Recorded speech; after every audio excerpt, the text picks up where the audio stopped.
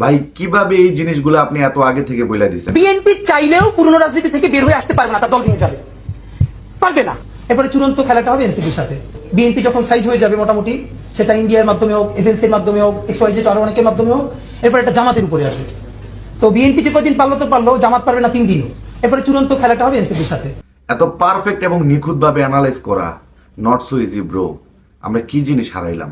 আপনি যখন এই কথাগুলো বলতেন তখন ওই সিচুয়েশনে মানুষ এই কথাগুলো বুঝতো না। হ্যাঁ, মানুষ মনে করতো যে হে কি বলে, একটা কল্পনার রাজ্যে বসবাস করে, কাল্পনিকভাবে যেটা চিন্তা করে এটা বলে। আপনি যে ফিউচারটারে এত সুন্দরভাবে অ্যানালাইজ করে, মানে মনে হয় যে ফিউচারটা আপনি দেখছেন। হ্যাঁ, আপনার চোখের মধ্যে এগুলো মনে হয় ভিজুয়াল হিসেবে ভাসতো জিনিসগুলা, এবং ওইটাই হয়েছে। বিএনপি আসলে যে বিএনপি পুরনো রাজনীতি থেকে বের হইতে পারবে না, পুরানা স্টাইলেই রাজনীতি করতে হইব, কারণ হের দলের সবগুলো হইলো ওই ওই লেভেলের লোক।